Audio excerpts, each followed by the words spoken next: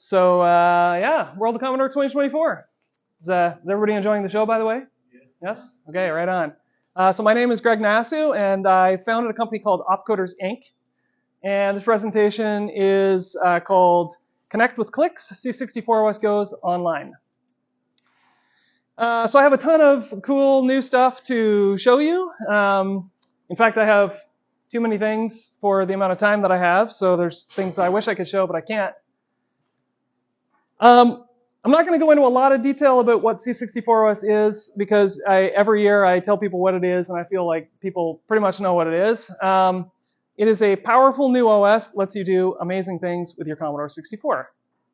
So, I'm going to give you a progress report for what's happened in 2024. Then we will look at a feature overview of new stuff from this year. I'm going to talk a little bit about some new applications that have come out this year. And then we'll jump straight into the live demo.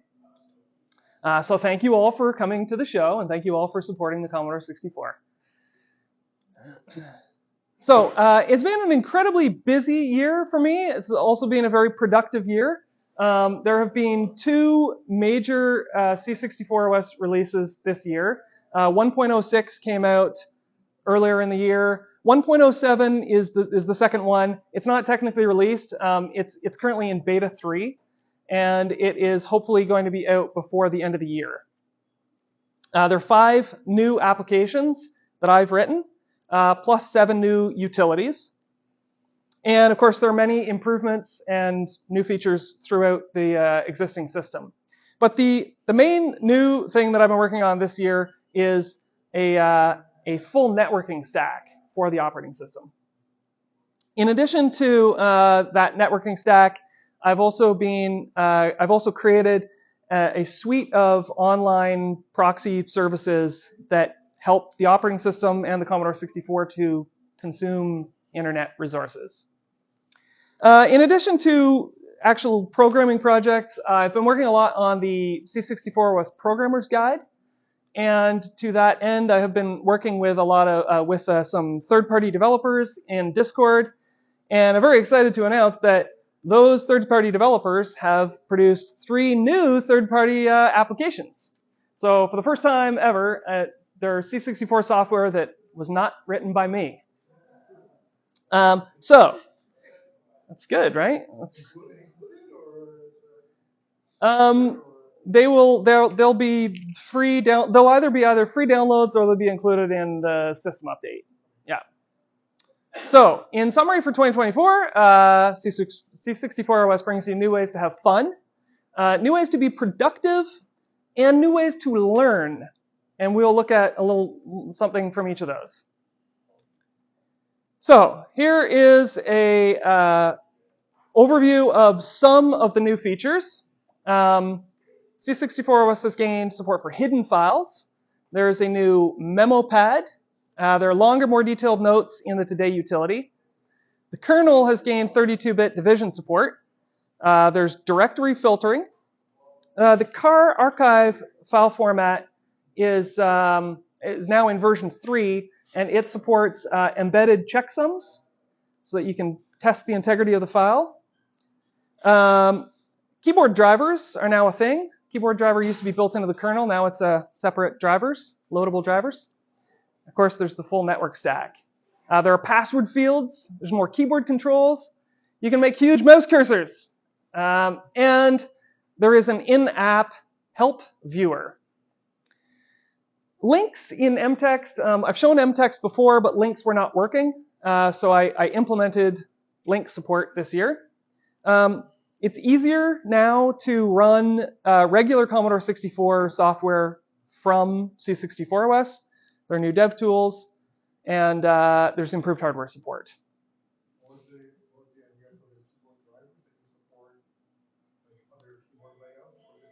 So the main reason for that is that there's going to shortly be a proper 128 keyboard driver, so you can use the keypad and the extra keys and so on. Yeah.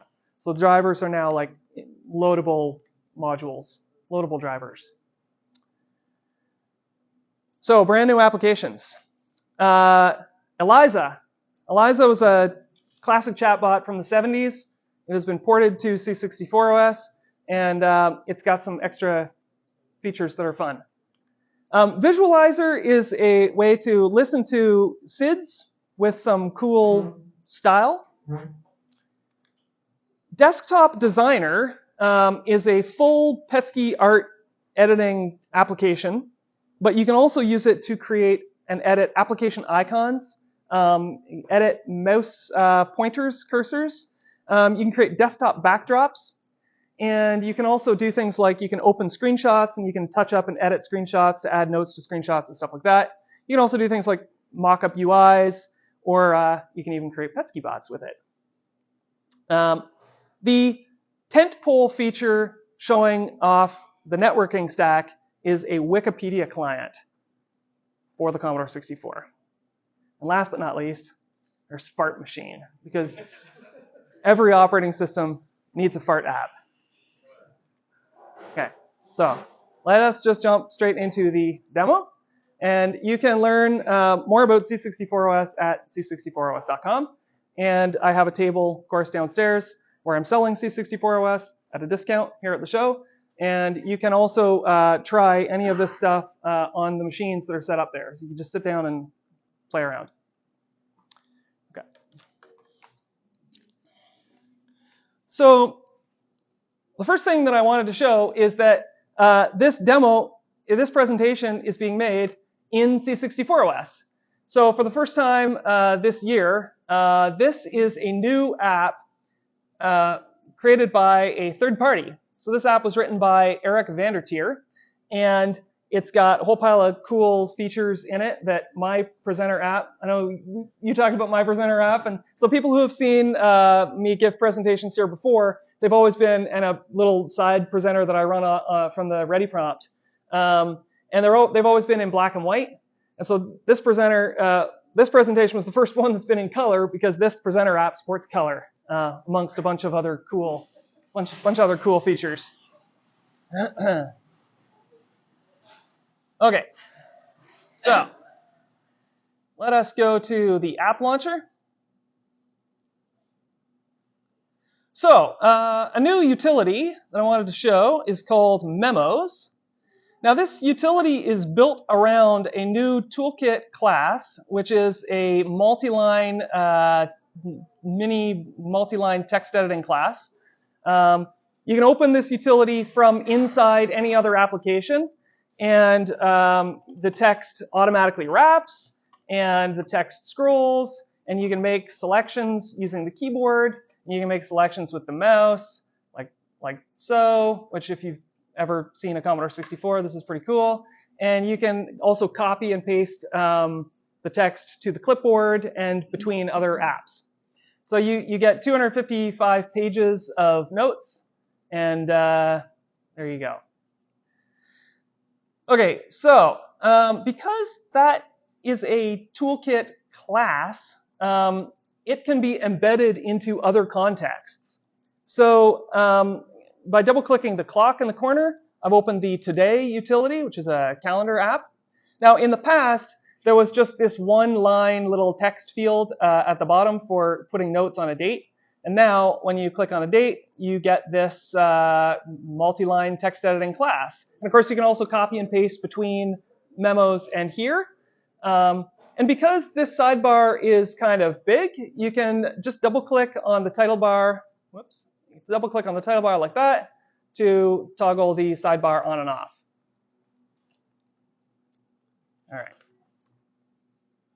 So there's one more context that I wanted to show for the usefulness of that new text editing toolkit class.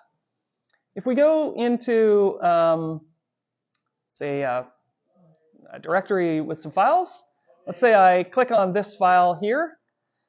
From the utilities menu, there's Memos, by the way, but there's also a new utility called Mini-Edit. Now, Mini-Edit looks quite a bit like Memos, but it is actually editing this text file. So we can just click on this text file, and we're loading in that, and we can edit, hit save, or we can click on, say, this, And then we can edit this and hit save. And so we have like a little mini text editor right inside File Manager, which is pretty cool. Okay. So next, I'll go to my system directory. And you can see that these are subdirectories of the system directory, like calendar and clipboard. And you can kind of imagine that, calendar holds the calendar event data and clipboard holds the clipboard data and so on. Now that Memos utility, it can be opened from inside any application and you get access to the same set of memos. So the question is, where does the Memos utility store its data? So a new feature in the File Manager is we can go View by Type, and we can turn on Hidden Files. So you can see that these two items have just appeared here. So hidden files, just like in Linux or Unix, start with a dot, and they can be either files or directories. And so we can go into this Memos directory, and these are the files that backend the memo pages. So this would be the first 4 pages of the memo pad. So hidden files, I think, are going to, enable a bunch of cool features, like, this backup timestamp file can just be made a hidden file. Hidden files work on all devices because it's part of the operating system. It doesn't depend on the DOS. So that'll work on, let's see, by the way. So that'll work on like 1541 drives and 1571 and 81 drives, as well as all the others. Okay, so next, let's look at Eliza. So Eliza is a classic chatbot from the 1970s, and it was ported to the Commodore 64 in the 80s. But it was written in BASIC, which means that it was kind of slow and it had a very limited user interface. So I have rewritten Eliza in 6502, so it's super fast. And it has this toolkit user interface. So in addition to the original 1970s personality, the C64 OS version has multiple personalities. So it's got pirate, abusive, which is not safe for work, neurotic, and robot.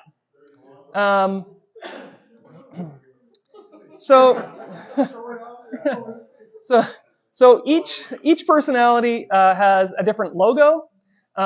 Each personality has a little bit of topic-specific knowledge. And each personality has its own Easter eggs, which are kind of fun to try and find. So to chat with Eliza, we just type in this box.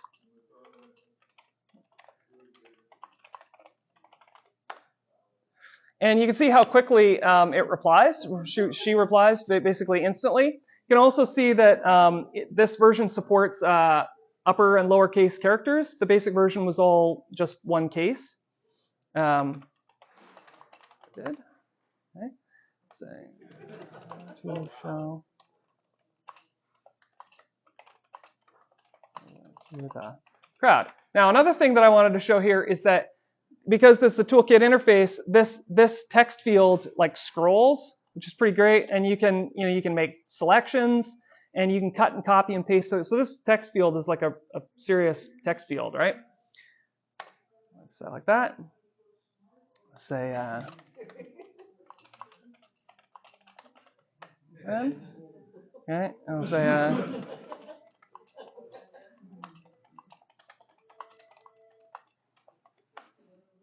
okay. And now I will say, I got 2 more things to say here. Chatbots are cool. Okay. And so now I'll say something kind of zany.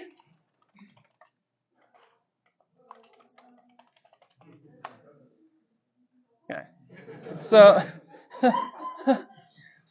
how cool is this, right? We can actually scroll back through the conversation.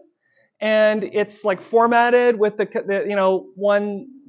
conversation is side to side and alternating colors.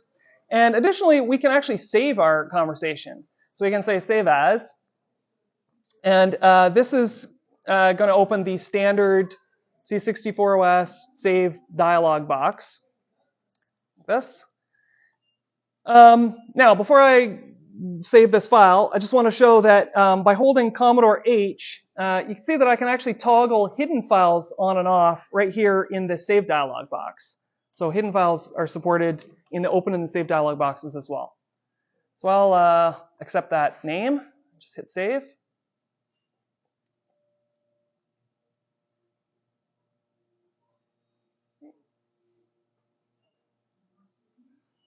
Okay, so next, I'm going to go home. I'm going to go back to App Launcher. So a new feature in the operating system is from the Utilities menu, you have this new Help option. So this is available from inside any application. And it opens the new Help utility. And the Help utility searches the application bundle of whatever application it's open above for structured help content. And then you get this table of contents of topics, and you get this article viewer over here. And so these articles are written in, or they're formatted in mtext. So you can have things like centered titles and strong and emphatic text. And you also have, we can roll this with our mouse wheel, and you also have hyperlinks. So if we click on this, it selects this topic over here, showing that we can interlink help topics. I click on desktop, and it selects desktops over there. And of course, we can also just manually click a subject from the table of contents. So I think this is pretty cool. It gives people who write applications for C64 OS the ability to essentially package a user manual with their application, and then to view it in this viewer. You can also resize this splitter here to see more or less of the table of contents. Okay. So now returning to File Manager, we're going to go to our Documents directory. And here we have the chat file that we saved from Eliza. Well, we can go to File, and we can say, view this file with the text view utility, which is kind of a preview utility. And you can see that right here in File Manager, we can actually get a preview of what our conversation was going on in Eliza. And it's got all the same formatting and the same colors and everything, but we're right here in File Manager, which is pretty cool. Okay, so next, we're going to go to, darn, I don't have, maybe audio will come through the TV? Possible? Okay. Does have speakers? Okay. Because I don't have the speaker hooked up to my 64. So next we're going to show you the visualizer application. So visualizer lets you listen to SID tunes, your favorite SID tunes, with some cool style. So first we get this cool drawer. I feel like this is super cool. This little drawer here you can slide in and out, and you can scroll up and down your list of files, and you can pick a tune that you like. So you just double click this. I'll let you know as soon as it plays.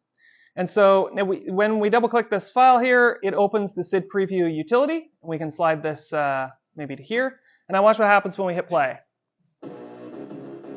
Yeah. Isn't that cool? Okay, so we can also hide the file list, and we can go full screen. And we can also do that. Okay, so we'll bring back our file list. Maybe pick a different one.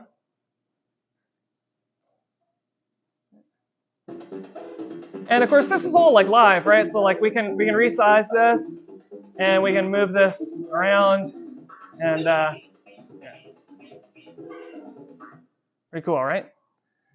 Okay, so the question now is, how do we get these files into this list? Okay, so what we are going to do is we're going to go home, and we're going to go over to our music directory and go into this HVSC samples. And I'm going to open a new utility called buckets. So buckets, you get this button here, and when you click it, you go through these keywords. And so these are what I call buckets, and there are 16 buckets, okay? And you can click this trash icon to empty the bucket. I'm just going to go back over to my favorites. And then what you do is you pick files from the file system, and you just click Add to Bucket, and it adds it to the bucket. So this is not moving the file anywhere. And the original files can be anywhere. Now, I only have one storage device here, but the files can actually be found on different storage devices or in different partitions or in different subdirectories, and you put them all into the bucket. It's basically like tagging a file with a keyword. So maybe I'll put another one here. Okay, and so now after we've put some files in the bucket, we can go back to our applications, go back into the app. And now we just go reload favorites. And you see that that's just added these files to the bottom of the list of favorites. And so, you know, if you have the files organized by artist or organized by the year that they were released, but you have your favorites, you put them all into one collection like this. So, there you go.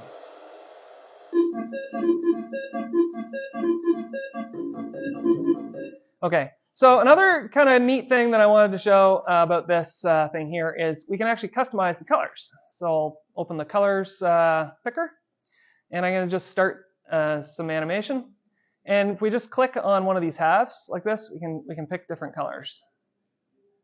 Just to, yeah, like that. Yeah, so that's it's fun. That's basically, this is an example of something that's fun. Okay. All right. So how about something practical? Now you've seen something fun, let's see something practical. So we'll go to, I've got over here a folder full of C64 installation archives. So these are a bunch of car files. These are archive files for installations of applications. So I will double click on deskdesigner.car. That's going to open in the installer utility. This is how you would normally install a new application. You can see here that this archive format it's a version 3 of the archive format. And every version 3 of the archive format embeds a checksum. So the installer utility has this new check button. You just click the check button, and it will scan the data of the file and compute the checksum on the file's data. And then it compares it against the file's embedded checksum. And if it passes, you get this little check. And then you can extract the application or install the update with confidence that this file is not corrupt. Now, this is going to become more important, like the usefulness of this checkbox will become more important as we start to be able to use C64 OS itself to download the system updates. And you want to make sure before you just downloaded it, you use your C64 to do that. You want to make sure that it's all good. You can just do that integrity check. Now, speaking of Desktop Designer, let us go and look at Desktop Designer. So Desktop Designer is a full Petsky graphics editor, which you can use to edit Petsky art.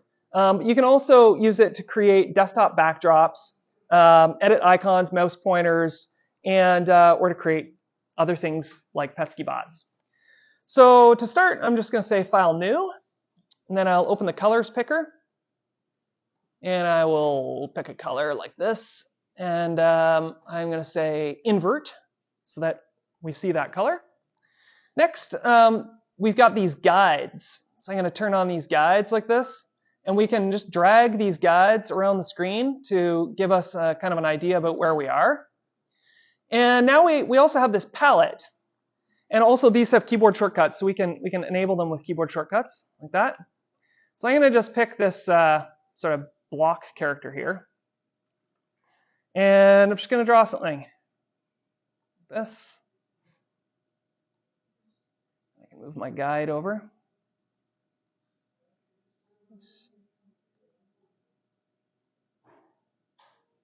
Cool. Oh, I made a mistake. Yeah. Turn this guy back on. Like that. Pick a different color.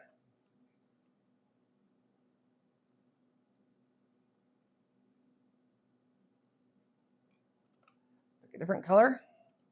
Now I'm going to turn my guides off because I don't really feel like I need them now.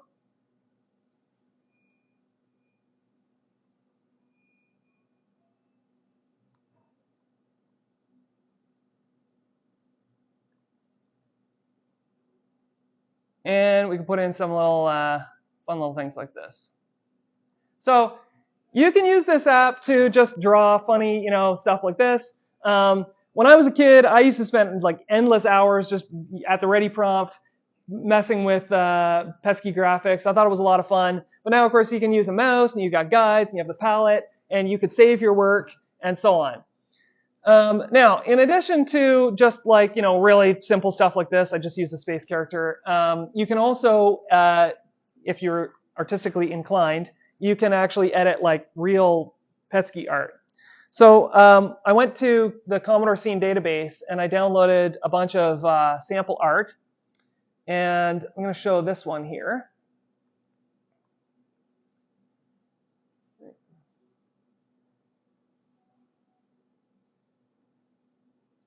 So you can see that you can actually make, if you were so inclined, you could actually draw something as crazy as this.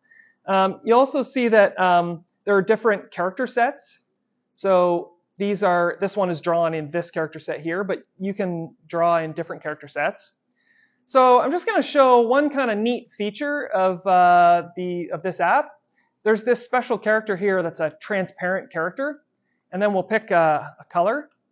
And because I've picked a transparent character, I'm drawing to the color map, but I'm not editing. I'm not actually modifying the characters in the map. I'm not editing the characters. I'm just editing the color. And then you can very quickly do something kind of neat like this, where I just took this red tree, and in a couple of seconds here, now all of a sudden I've got a green tree, right? So it's just kind of just to show you. I couldn't draw this, but I can edit it. Question. If you make this and you save this file, if you are writing a program in BASIC, could you include this picture?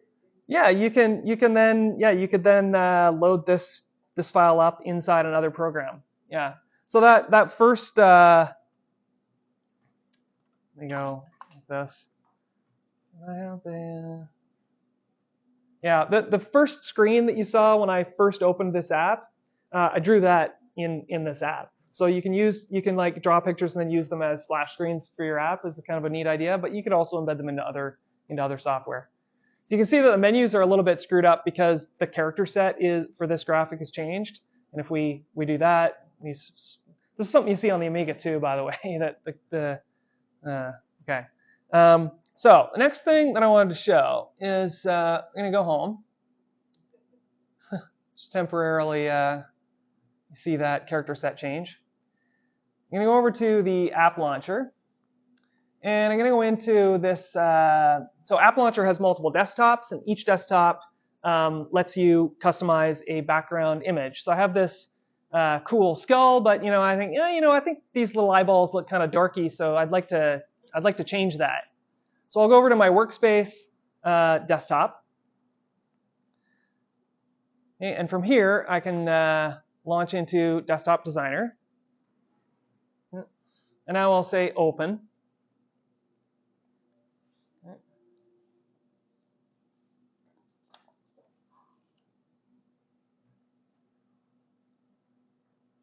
And now I will come back here to my operating system directory. And by the way, so this is the open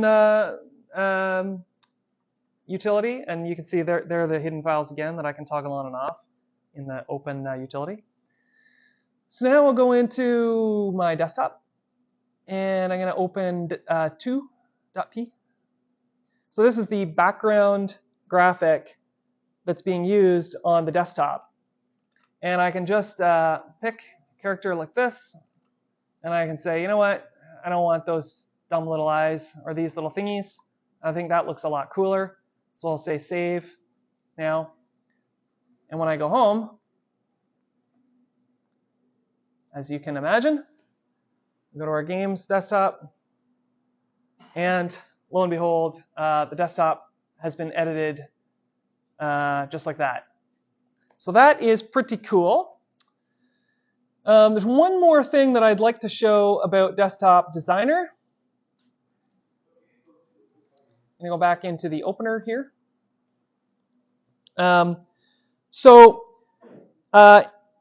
It can also edit application icons. So if I click on this recent file here that I've opened in the past, I'm actually in the app bundle of Desktop Designer itself, and I can say open its icon. And here is, its icon. And when we look at the About This App utility, which shows us the icon of the app, you can see that here's the original icon, and here is the render. And of course, we can use the palette, and we can edit this icon and save it, and it will edit that app icon. So that's pretty cool.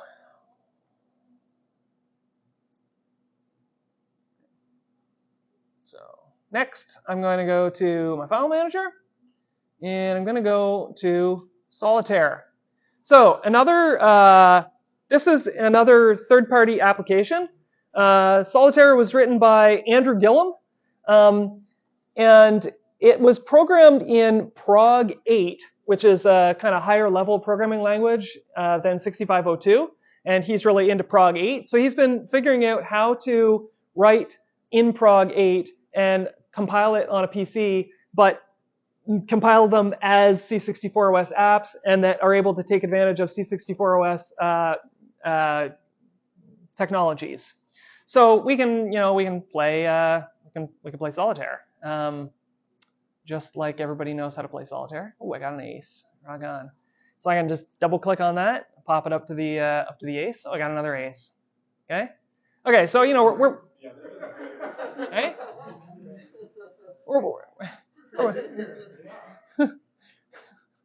We're playing Solitaire. So here's the thing that's really cool though about having just he could have made a Solitaire app like this for the Commodore 64, but you can open utilities alongside the game of Solitaire. So if I open the SID preview utility like we saw from the other app, we can open that with this app. And if I'm going to go home, and I'm going to go over to my music folder again. And this time I'll pick a track that everybody knows and loves, this guy here. And I'm going to use my switcher, okay, so that we have our list of files here, but I can always just switch into Solitaire. Are all those running at once? All these apps? With all the things that were in the switcher there? Yeah. I'll just hit play on this, and then I'll go back there, and I'll tell you what's going on in that switcher. So we can.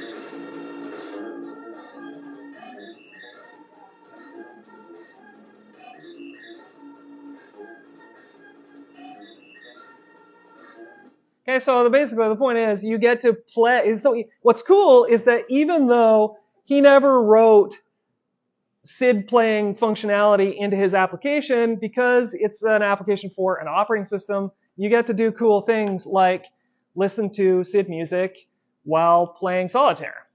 So yeah.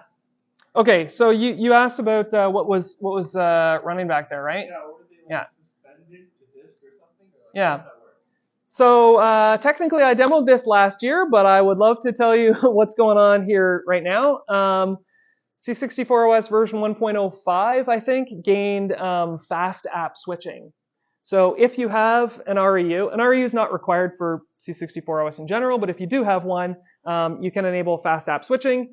And you, depending on how big your REU is, you can dedicate some number of banks to be used for applications.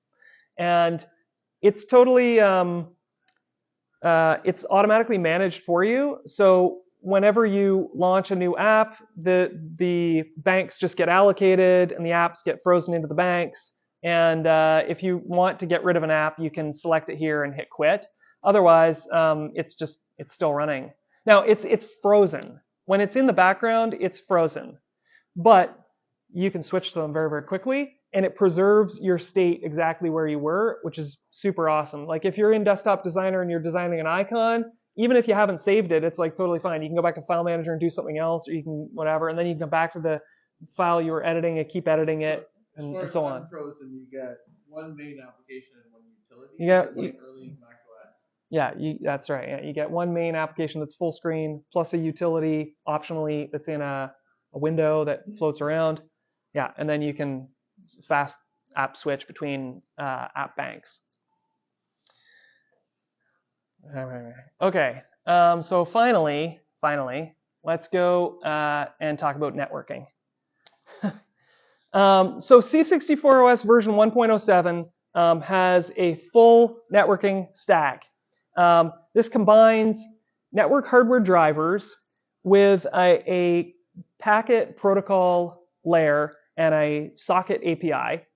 And the OS allows you to have up to 240 sockets open at the same time across different applications. So to configure the network for the first time, I'm going to go to Settings from the Utilities menu. And in the hardware section, in the past, this said Wi-Fi and it was grayed out. Now it's enabled and it says Network. So we click that. And we get this network configuration utility. So this has tabs for a driver, for Wi-Fi, and for the Commodore network protocol. So under the driver tab, you use this cycle button to pick the hardware driver that you want to use. And you can configure the baud settings. And you can run a test to make sure that the operating system is able to talk to the hardware. From the Wi-Fi tab, you put in your SSID and password, and you can tell the hardware to go online. Now, some things use Ethernet, and they don't need a Wi-Fi password, and some devices like the Ultimate 64, you have to put your password into the back-end menu system, but this is what you use for all the other kinds of hardware Wi-Fi modems to join the Wi-Fi. So, lastly, you put in the address and your access credentials to a Commodore Network Protocol server. Now, I'm running a Commodore Network Protocol server, and I am charging a nominal fee to access the server. So for $1.50 a month is what I'm going to charge. You will get unlimited access to all of the network services that I'm developing to support C64 OS online. Now, in addition to that, I'm also going to open source those services. So if you want, you can download them and you can run them on your own cloud. But otherwise, my cloud hosting services are going to go through the roof if people start using it. So that's the reason for that. So you put in the hosting port. You can manage your credentials in the account section of c64os.com, and then you just hit start, and you are now online. So this status bar has gained this online status here, telling you that this application is online. And so now I'm going to go into Wikipedia, which is the kind of main application that I've written to make use of this networking stack. Now, you only have to use that networking utility the first time to configure your network settings. After you configure those and save them, you would just go into an application like this, and it'll just take you online automatically, which you see down here. And if you if something happened, like your Wi-Fi password changed, it will actually automatically pop open the network utility if it can't get online, and then you can change your settings and get back on. So we have a search bar, we have a table of contents, and we have an article viewer. So we can just click in the search bar, and we can type in something like this. And there we have the Wikipedia article just downloaded. This computer is connected to the hotel's Wi-Fi, so that just downloaded it right off of the internet. So we can scroll through this, and this maybe looks a little bit like the help viewer because these are mtext formatted files, and you get these hyperlinks. So each of these hyperlinks here is a link to another Wikipedia article. Now we also have this table of contents. So I could say click on notable 8-bit CPUs, and we can scroll down here, and we can see, oh, Moz Technology 6502, and look at all these great computers it was used in. So we'll click on that, and when I click on that, you can see that it's just put the search term up here, and we can read about this. And we can scroll down here and we can say, okay, how about computers that use this CPU? Now you can see down here, this status bar, while something is downloading, gives you a little progress update so you can see where you're at. And now you can scroll in these things with either the mouse wheel, like I'm doing now, or you can drag the status bar, the scroll bar, or you can click on these buttons. You can also scroll a little bit with the cursor keys, or you can page with the space bar. So it's quite nice for actually browsing the articles. And oh, what do we see here? 6510 was the successor of the 6502, and it was used in the very well-selling Commodore, the best-selling Commodore 64 home computer. Let's click on that. Okay, so we click on that. Here we see this progress going on there.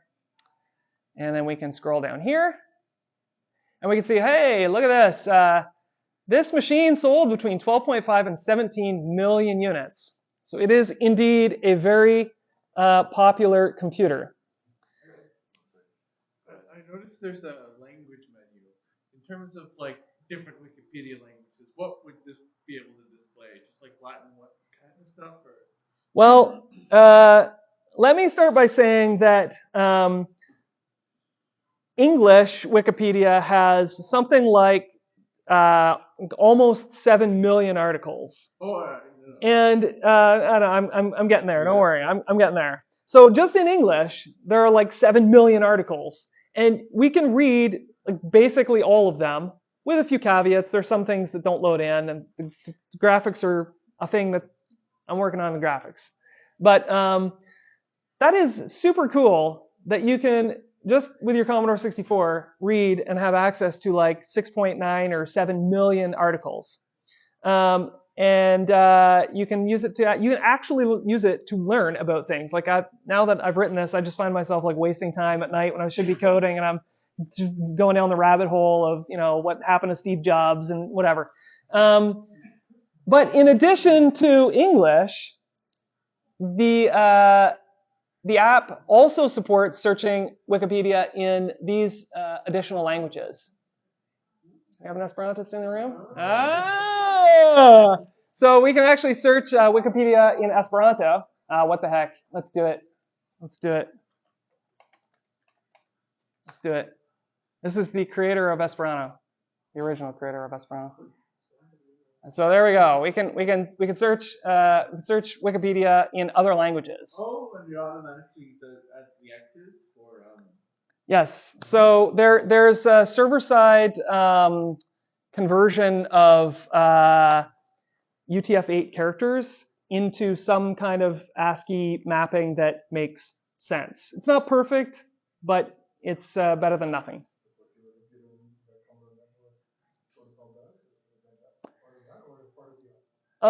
So it's quite, there are many layers to, like, it's called a network stack because there's many layers to this whole thing. And that conversion is happening inside the Wikipedia proxy specifically. And the Wikipedia proxy actually has nothing to do with the Commodore network protocol. You can actually access it with a TCP/IP socket. Like you can telnet into the Wikipedia proxy and just like type some commands at it, and it'll shoot back the text. And that text will already have had the UTF-8 characters converted. Yeah. What's the next thing I wanted to show? Just a second here.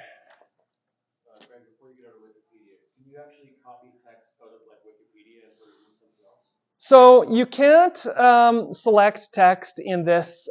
This is a toolkit class called TK Text. It doesn't support text selections yet.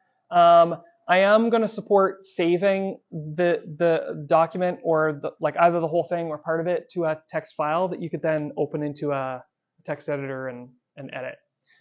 Yeah. So the next thing that I want to show here is that if we open utilities, before I created Wikipedia, I created another kind of test program. So this is called MoonPhase. And MoonPhase, you pick a date here, like this, and you hit get. And this utility uses a socket, and it connects to some internet service and it sends it the date, and the internet service sends back a bunch of information about the MoonPhase, and then this utility takes that information and it renders it with this cool icon and some legible text. But what's kind of neat is that like the utility is connecting to one network service, and Wikipedia is also open in the background and is connecting to the Wikipedia service. And so both of these things are open in the same app bank at the same time. And of course, if we were to fast app switch to another application that could do networking, well then, it can connect to its network service as well. And yet you just have this one internet connection, right? So it's much more like the way a modern computer has multiple sockets and packet switching and stuff. Is there anything else I want to show? I guess the last thing that I was going to show is just that the user interface of the Wikipedia app is also quite flexible. Like we can hide the search bar, and we can hide the table of contents like that. We can bring them back just so that you can, just to show you can customize that. We also have this cool splash screen. There we go. Yeah. So that is, this is just the beginning of networking in C64 OS, but hopefully it shows promise, and hopefully there will be some more cool stuff next year to show. And that's pretty much everything that I had to show you. Oh, you really want to see that? Yeah, all right. Yeah, so I mean, if there are any questions or you want to see something else, I can do that. You didn't say what it cost. You want to see Fart Machine? I didn't say what costs. So the operating system has been available since version 1.0, and it's if you buy it on my website, it's $64 for the standard bundle, and it's $59 for the starter bundle. And if you buy it at the show, it's like 13% off or something like that. So you can get it here if you're interested. For I think don't quote me on this. I think it's $55. I think here at the show. Yeah, you wanted to see Fart Machine just for fun? All right. I wasn't gonna show it, but what the heck?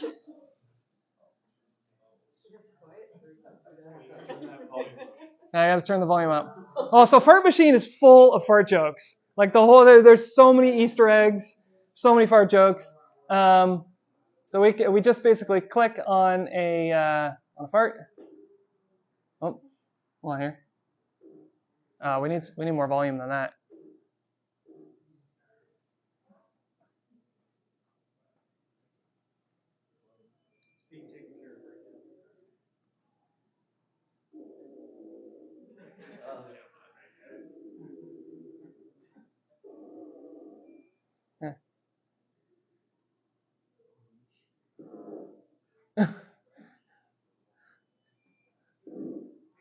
Anyway, there are 9 fart samples.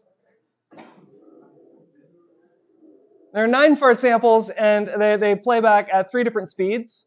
And you also have support for dual SIDs for stereo farts. And you also have support for the Digimax, which is a user port add-on for high quality farts. Yeah. Is this one of the third-party apps? No, I made this. But I used Desktop Designer to draw these boxes. Yeah. So the three third-party apps was Presenter, you were saying? Okay, yeah. So Solitaire, the Presenter, and the other app is TextView Plus, which is this is TextView Plus. So the TextView utility, which I showed for opening the Eliza chat, because the TextView utility is open concurrently with File Manager, it has limited memory and it can only show the first so many bytes of the text file. Whereas TextView Plus was created as an application. It's basically the same as TextView utility, but because it is an application, it's capable of opening much larger files. So if I go to here, I go into, let's say, docs. You can click on something like this is the memory map of C64 OS.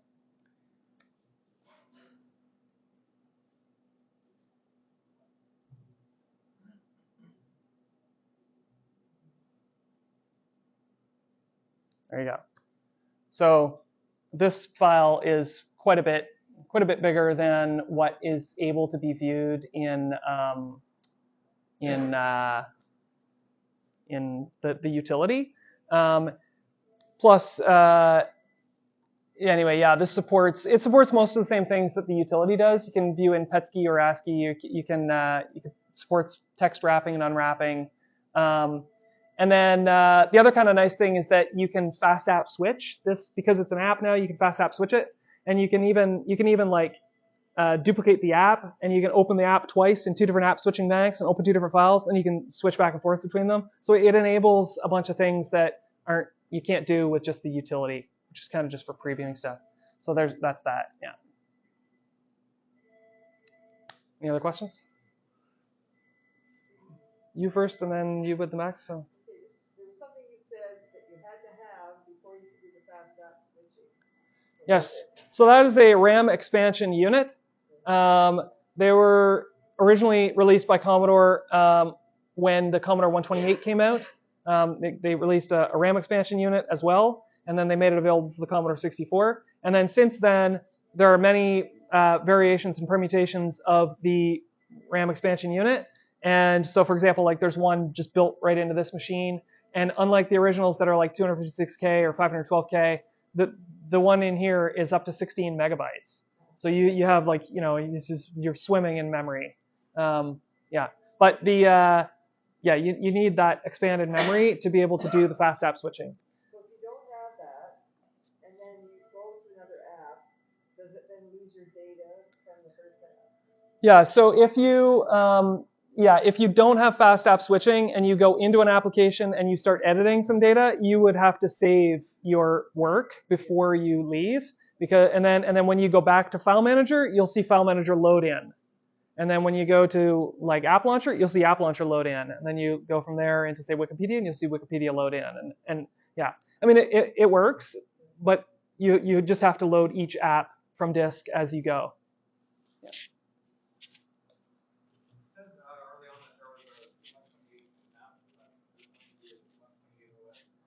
So there's not going to be a C128 OS unless somebody else writes it.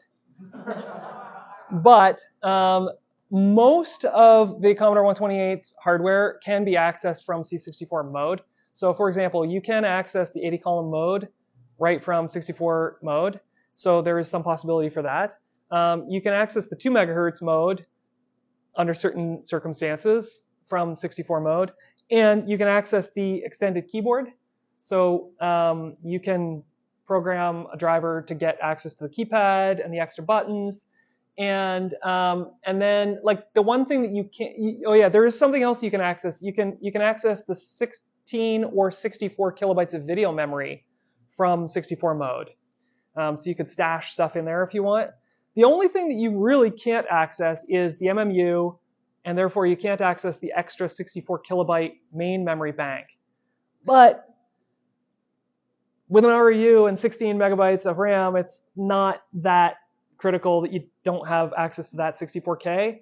And so with all of that considered, I'd rather there just be one OS with one kind of target API and so on. Yeah. I'm going to go to you first. Yes? So the fast app switching requires an REU and can't use a GeoRAM, because the GeoRAM's, the way that it works is just totally different. Yeah. There are actually other things that the REU does for C64 OS. For example, it uses the DMA to speed up screen redraws. So with an REU, the screen actually draws faster. And when you move a window without an REU, you'll sometimes see a little bit of what do they call that? Shearing. Yeah, screen tear or shearing. When you move a window, you'll see it do this a little bit sometimes. But with an REU, you almost never see that because it's like DMAing it. Yes? So you're saying you could run this on a Commodore 128 now? Yep. Okay, you just wouldn't get the 128 features, some of that. Right. Yeah, so I developed this on a Commodore 128. So you were showing me downstairs how you could quickly switch out of this and into a regular Commodore game. Yeah. For instance.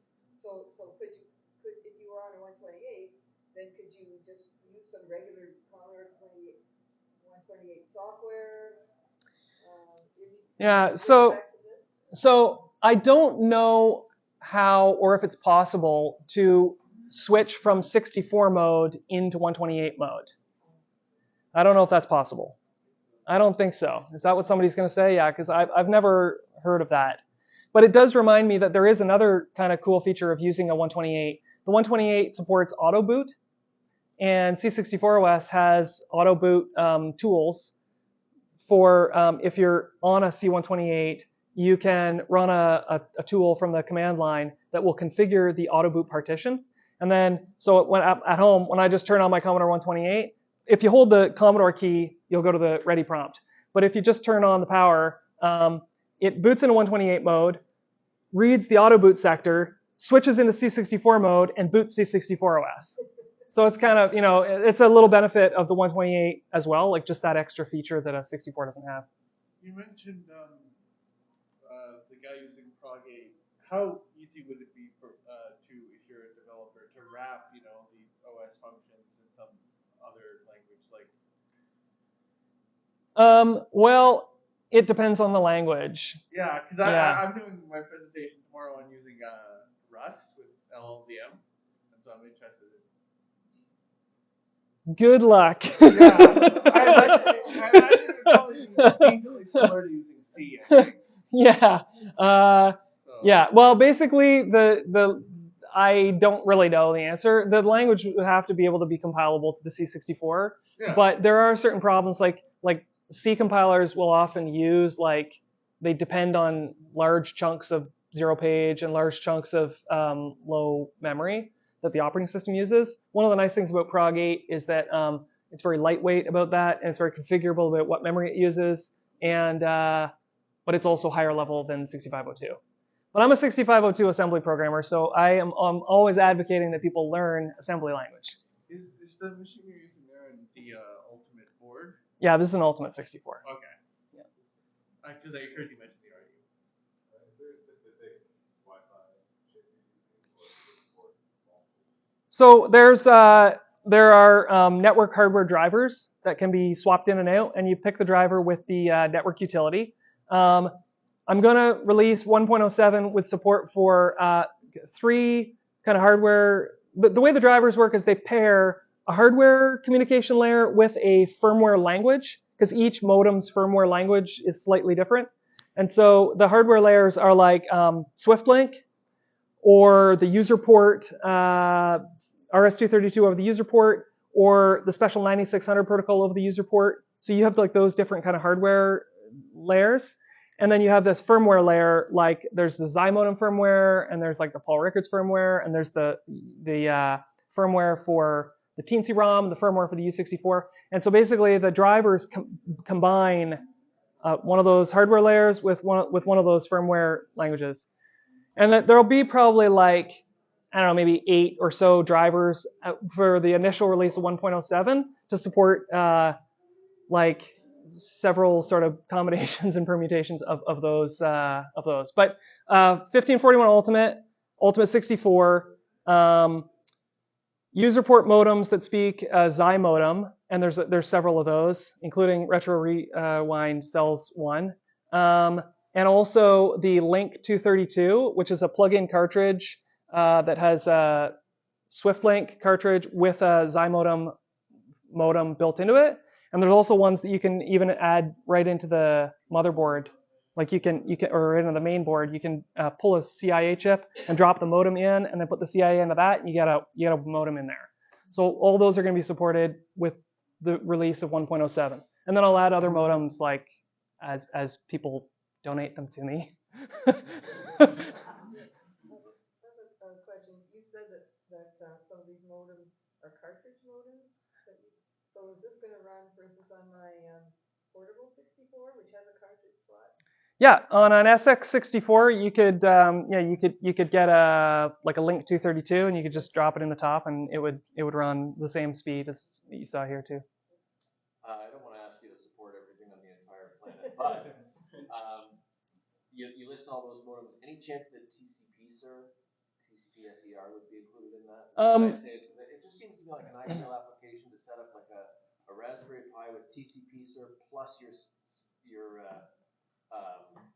CNP server on the same box and just kind of be done with it? Yeah. So we're working on TCP SER actually, but we were specifically working on it because people wanted to use Vice and get online with the C64 with Vice. So with Vice, you run TCP SER on the PC, and then you run Vice, and then you emulate a SwiftLink, and you connect the SwiftLink to TCP SER, and that it's not. I'm not saying it's going to work for this first release, but that is being worked on. Yeah, for sure.